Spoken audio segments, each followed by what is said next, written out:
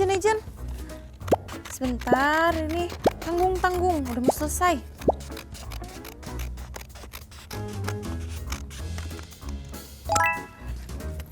Bagus belum ya?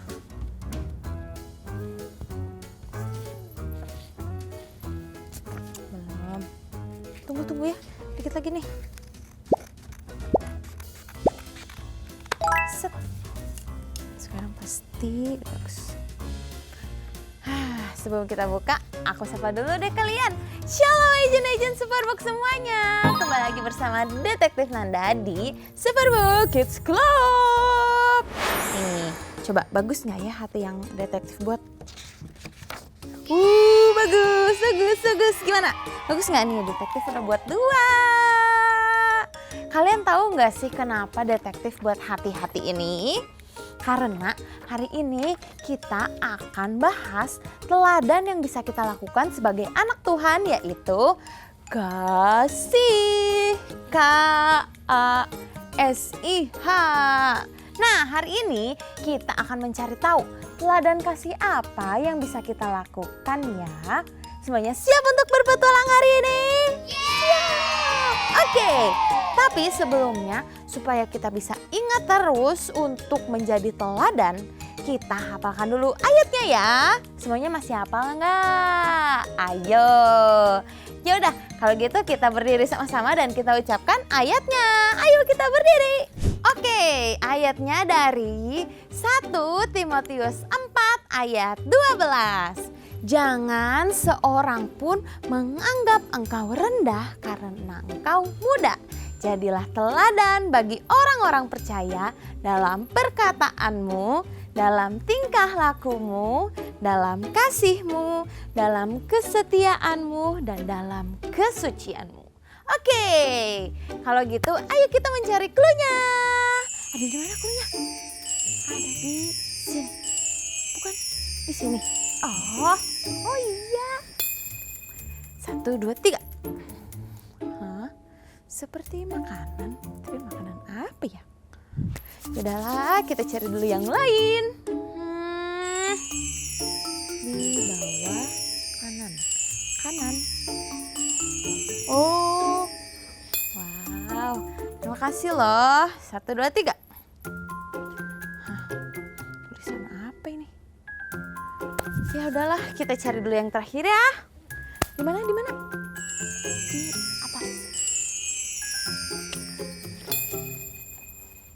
1, 2, 3. Puzzle.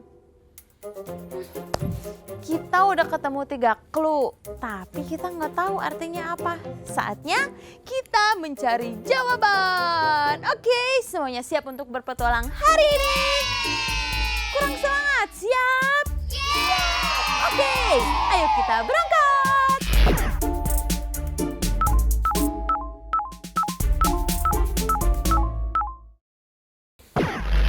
Aduh, baru clue pertama udah susah nih. Tapi kalau dilihat-lihat ini kayak makanan. Tapi makanan apa ya? Coba kita lihat lagi clue-nya. Seperti kacang merah. Oh, tapi bener nggak ya? Sebentar, aku lihat dulu di aplikasi andalan aku dulu. Bener nggak ya punya si? Oh, kalian tahu kan pasti aplikasi apa yang detektif lagi lihat? Betul, Superbook Kids Bible. Siapa nih yang udah download? Wah, udah banyak ternyata. Kalau yang belum download, mending cepetan download deh. Karena dari aplikasi ini kita bisa main games yang seru yang berhubungan dengan Alkitab. Terus ada juga profil toko Alkitab dan yang pasti ada animasi Superbook. Tadi aku udah cek, ternyata bener yang ada di pikiran aku. Ini adalah kisah tentang si anak kembar. Kalian tahu nggak siapa? Betul, Esau dan juga Yakub. Nah, hari ini kita mau lihat sejarah Alkitab dari kisahnya Esau dan Yakub. Nah, nanti kan akan ada pertanyaan tuh. Kalian bisa jawab di IG-nya Superbook ya. Kalian siap? Siap! Oke, ayo kita lihat sama-sama.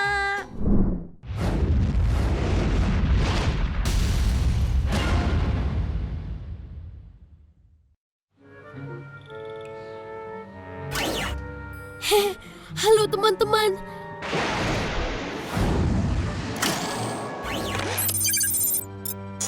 Wah, kelihatannya situasi sudah aman. Wah, ternyata belum. Nah, sambil aku berlindung, cobalah cari beberapa petunjuk mengapa kedua kakak beradik ini bertengkar. Tolong! Hai, aku Joy. Terima kasih sudah ikut dalam petualangan kami bersama Yakub. Kita sudah berjalan jauh kali ini, ya kan? Keluarga yang sering berpindah-pindah mungkin kelihatannya aneh di zaman kita, tapi itu tidak aneh di zaman Yakub. Para arkeolog menemukan kota Ebla, kota yang ada pada zaman Abraham, Ishak, dan Yakub. Ribuan prasasti seperti yang ada di gambar ini ditemukan di Ebla. Prasasti ini menunjukkan kalau banyak keluarga pada zaman itu memang nomaden, artinya sering berpindah-pindah. Kita sudah bertemu Yakub waktu dia masih tinggal bersama orang tua dan kakaknya Esau. Geosensorku bilang kita sedang di Gunung Negev, di selatan Israel. Ketika Yakub meninggalkan keluarganya di Beersheba, dia menuju arah utara ke Padan Aram di dekat Haran. Dalam perjalanan, Yakub bermimpi tentang tangga yang ujungnya sampai ke surga, dan para malaikat naik dan turun tangga itu. Waktu Yakub bangun, dia menamai tempat itu Betel, yang artinya rumah Allah.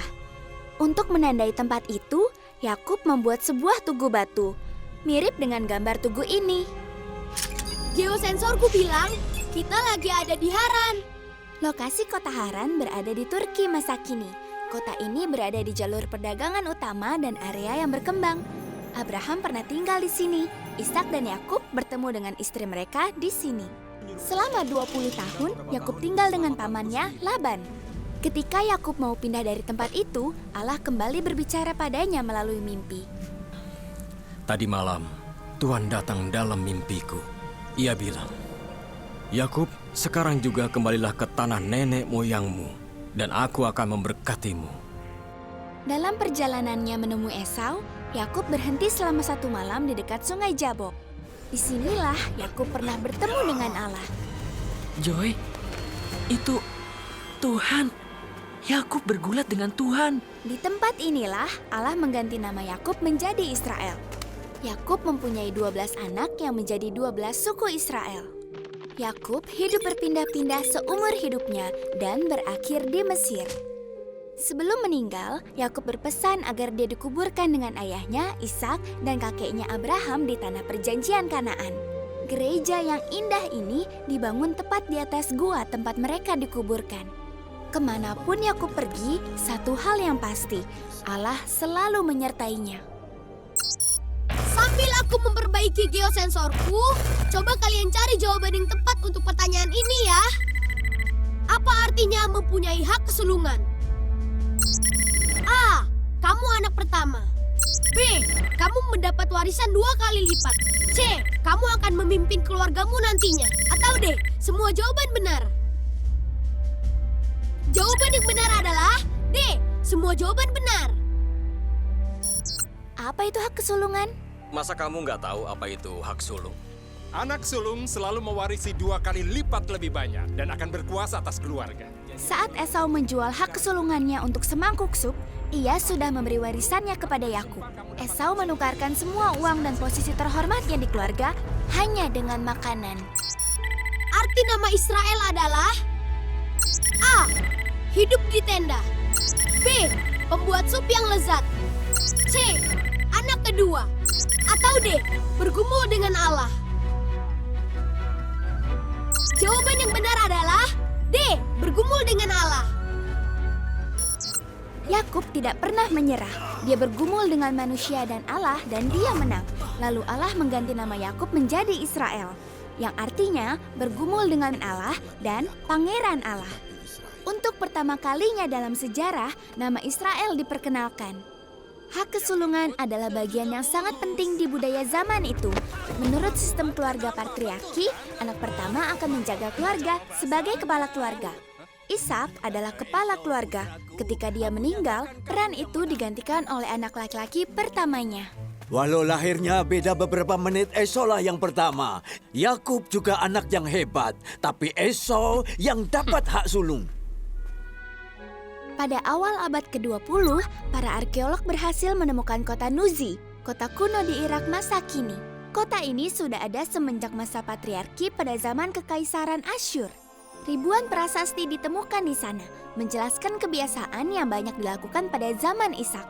Prasasti ini juga menjelaskan bagaimana hak kesulungan bisa dijual. Ide ini sangat mirip dengan strategi Yakub. Sebenarnya aku ragu kalau ada orang yang mau menjual warisannya hanya dengan sedikit makanan. Berikanlah warisanmu, Kak. Jual saja hak sulungmu untuk sup yang lezat ini. Yakub bergumul dengan ayah dan kakaknya. Beberapa tahun kemudian, Yakub juga bergumul dengan pamannya, Laban. Kalian, apa kalian semua disuruh memata-mataiku? Laban menipu Yakub supaya dia harus bekerja untuk Laban selama 7 tahun lagi. Lalu, Laban juga mencoba untuk menguasai semua ternak Yakub. Laban sudah membuat perjanjian pembagian ternak dengan Yakub, tapi Laban mengubah syarat-syarat kontrak itu sesuka hatinya. Di dalam tugu atau pilar batu ini terukir kira-kira 300 hukum kuno yang lebih dikenal dengan Piagam Hammurabi. Menurut hukum setempat, kalau seorang gembala tidak melakukan kesalahan, dia tidak bertanggung jawab kalau ada ternak yang hilang. Laban tidak mengikuti hukum ini dalam kontraknya dengan Yakub. Yakub sudah bertobat setelah dia mengambil hak kesulungan Esau dan menipu Ishak untuk memberkatinya dengan berkat Esau. Yakub bekerja selama 20 tahun, membina keluarganya sendiri jauh dari Esau dan orang tuanya. Ketika Yakub harus bertemu lagi dengan Esau, Yakub merendahkan dirinya. Saat bertemu dia, aku akan memberikan hadiah kepadanya supaya dia memaafkan aku. Walaupun Yakub memegang hak sulung untuk memimpin keluarga, dia menunjukkan kerendahan hati dengan berlutut pada Apa yang Esau. terjadi? Yakub bersujud. Iya, 7 kali. Menurut tradisi itu penghormatan mendalam pada kakaknya. Membungkuk 7 kali adalah bentuk penghormatan pada orang yang penting. Kebiasaan ini tertulis pada prasasti tanah liat dari zaman Mesir kuno yang disebut Surat Amarna. Esau menganggap remeh hak kesulungannya dan menjualnya demi semangkuk sup. Bagi Yakub, perlu waktu 20 tahun mengalami berbagai masalah dan bergumul dengan Allah sebelum dia menjadi Israel, pangeran Allah, dan sebelum dua saudara ini berbaikan lagi. Super ayat kita hari ini, Kejadian 32 ayat 28. Lalu kata orang itu, namamu tidak akan disebut lagi Yakub, tetapi Israel. Sebab engkau telah bergumul melawan Allah dan manusia. Dan engkau menang.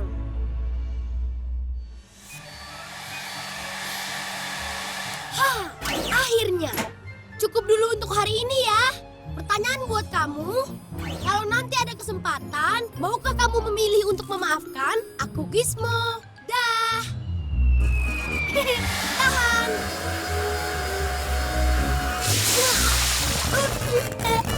Dadah.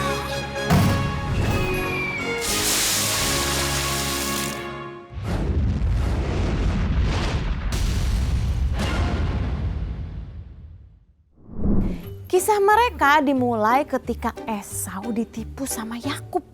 Dan pada akhirnya anak kembar ini jadi bermusuhan. Yakub harus pergi dari rumahnya. Tapi akhirnya Yakub meminta maaf kepada Esau dan Esau pun mau memaafkan Yakub. Semua ini bisa terjadi karena di antara mereka ada kasih. Oh iya ya, Esau mau memaafkan Yakub yang menyakiti hatinya karena ia mengasihi Yakub. Mengasihi orang yang membuat kita sakit hati adalah hal yang paling sulit. Tapi percayalah, jika kita mengasihi musuh kita, Tuhan akan memberikan kita sukacita dan kedamaian. Bukan hanya menjadi berkat untuk kita, tapi juga bisa jadi berkat dan teladan buat orang lain yang kita maafkan dan juga orang-orang di sekitar kita. Sehingga mereka tahu bahwa kita bisa melakukan semua itu karena karena Tuhan Yesus. Wah, keren banget ya. Kita udah ketemu jawaban pertama nih. Saatnya kita mencari clue yang kedua. Semuanya siap untuk lanjut? Siap, ayo kita berangkat.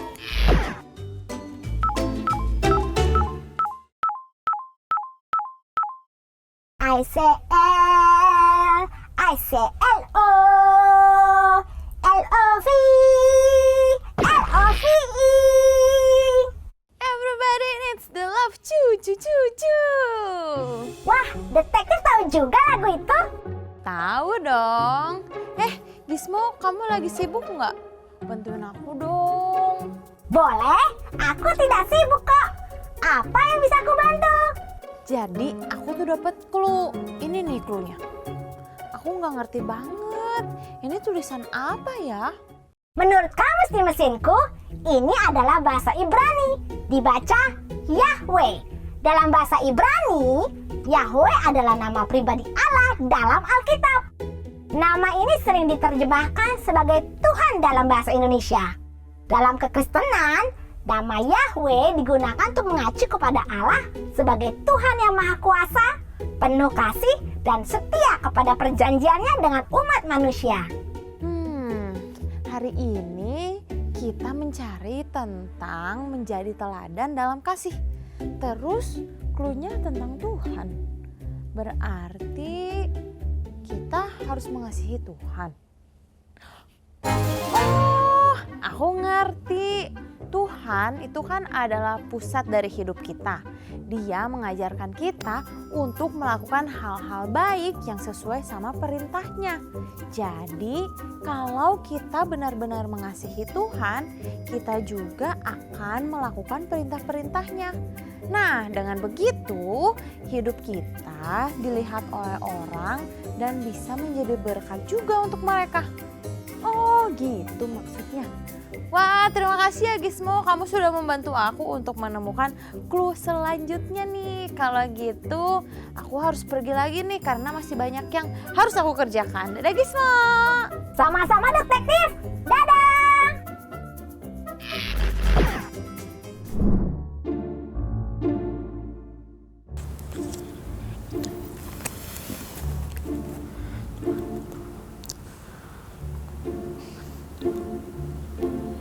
Amin.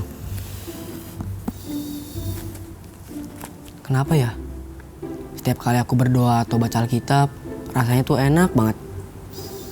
Terima kasih ya Tuhan. Kak, PR-nya sudah dikerjakan. Udah mah. Ya udah, sini bantu Mama yuk sebentar. Ya mah.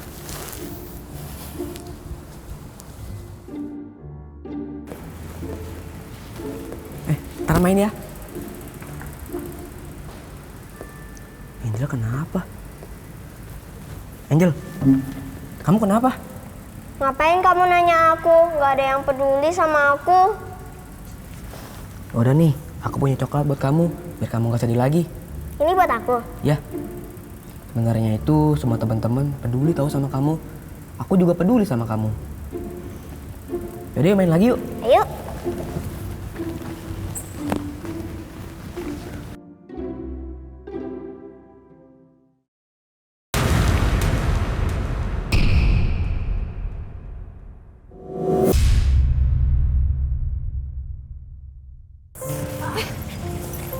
Alek.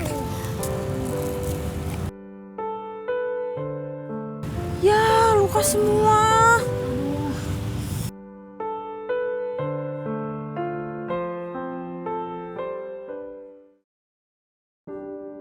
Juan, kenapa tadi kamu nggak bantuin Alex? Padahal Kanda suka lihat kamu suka bantuin teman-teman kamu yang lain. Aku malas kan sama Alex. Alex udah sering ngejek-ngejekin aku. Dia sering minta contekan ke aku. Jadi buat apa aku harus bantuin dia? Gitu. gitu. Padahal kan Anda kira kamu udah jadi teladan dalam mengasihi. Jadi aku kurang apa lagi Kak? Aku kan udah rajin berdoa, rajin baca Alkitab. Terus apa lagi kurangnya? Kurangnya satu, kamu kurang dalam mengasihi musuh kamu. Mengasihi orang yang membuat kamu sakit hati dan juga marah. Bener sih kamu udah mengasihi Tuhan, udah mengasihi sesama. Tapi ingat, musuh kamu juga adalah manusia yang berharga di mata Tuhan. Kamu tahu kan kalau Tuhan itu udah jadi teladan. Dia mengasihi kita nih manusia yang berdosa, yang sering menyakiti hati Tuhan. Tapi Tuhan mau terus mengasihi kita, masih terus mengampuni kita. Jadi kita juga harus melakukan apa yang sudah Tuhan lakukan. Tapi kan itu Tuhan Kak. Bener sih, tapi kan kita anak-anaknya Tuhan. Pasti Tuhan kasih kekuatan, kasih kita kelembutan hati supaya kita bisa memaafkan teman-teman kita yang membuat kita kesal. Kan Anda yakin walaupun mengampuni itu susah, tapi Tuhan akan membuat kamu bisa kalau kamu berdoa dan meminta kekuatan dari Tuhan. Oh begitu ya Kak. Yaudah deh, aku berdoa supaya aku bisa maafin si Alex. Udah deh, bagus. Sebentar. Wah, Kanan dipanggil nih. Kanan pergi dulu ya. Ya Kak. Dadah. Dadah.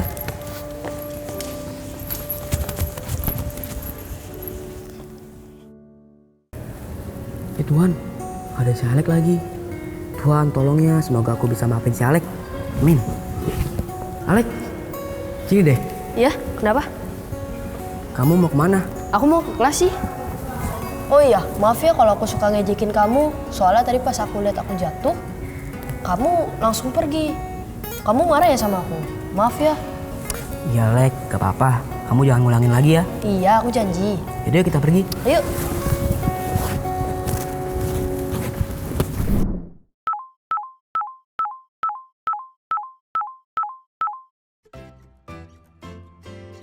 Halo Profesor.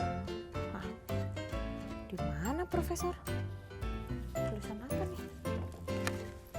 Profesor sedang pergi. Datang lagi lain waktu. Profesor sedang pergi. Ya, terus aku bisa nanyain arti puzzle ini ke siapa ya?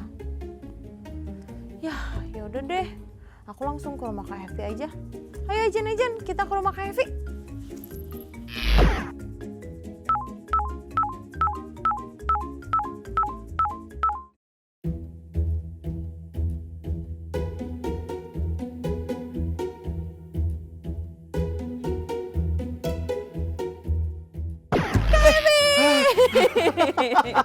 Halo Kananda. Waduh kaget.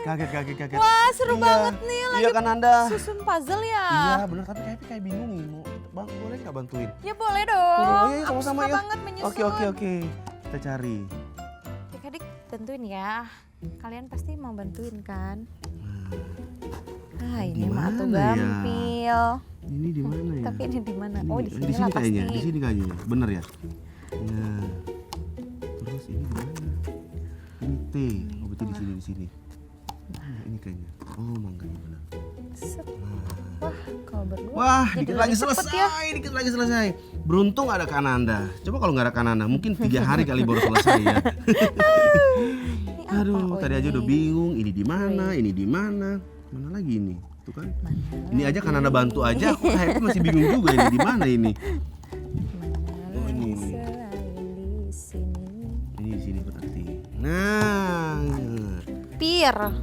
Stroberi di mana? Oh begini ya.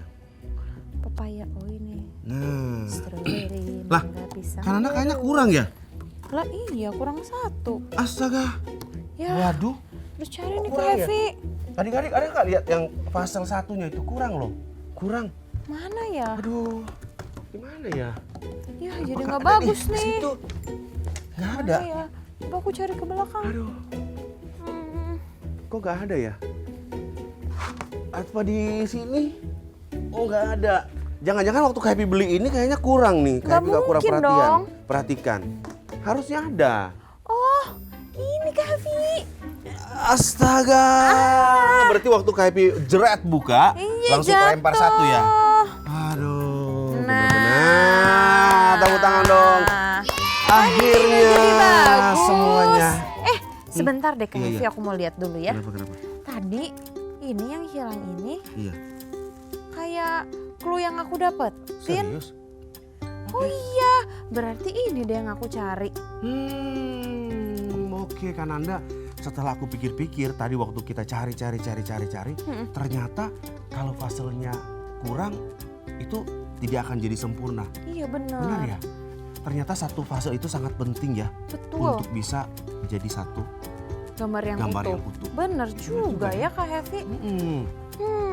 Tapi ya Kak Hevi, sebenarnya sepotong puzzle ini kan tadi adalah clue aku. Nah, aku itu lagi mencari tahu tentang menjadi teladan dalam kasih. Mungkin setiap potongan puzzle ini seperti hidup kita kayaknya ya.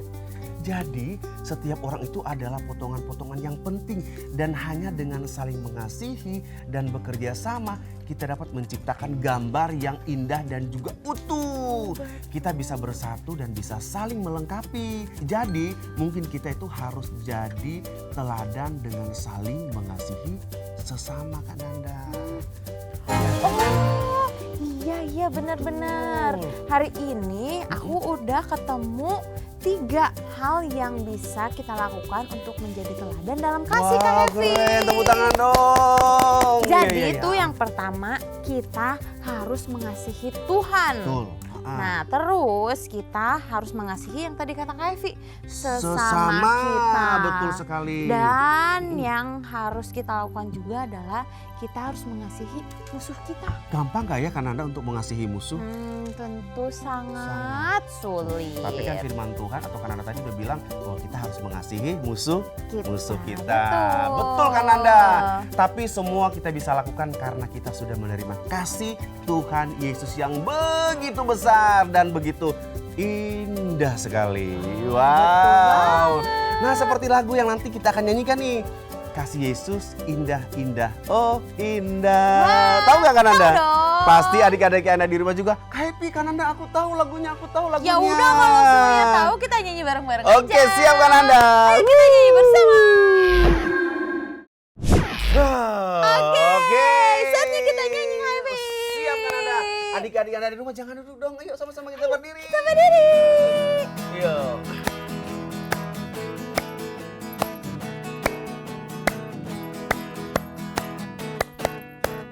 Kasih Yesus indah-indah, oh indah. Kasih Yesus indah-indah, oh indah. Lagi, kasih Yesus. Kasih Yesus indah-indah, oh indah. Kasih Yesus indah-indah, oh indah. Lebih indah dari pelangi, lebih indah dari bintang di langit, lebih indah dari bunga di padang. Oh Yesusku. Dari awal. Iya Kananda. Kasih Yesus indah-indah, oh indah. Kasih Yesus indah-indah, oh indah. Lagi. Kasih Yesus indah-indah, oh indah. Kasih Yesus indah-indah, oh indah. Lebih indah dari pelangi, lebih indah dari bintang Di langit lebih indah dari bunga di padang. Oh Yesusku, lebih indah dari pelangi, lebih indah dari bintang di langit, lebih indah dari bunga di padang. Oh Yesusku, oh Yesusku, oh Yesusku. Sekali lagi, oh Yesusku.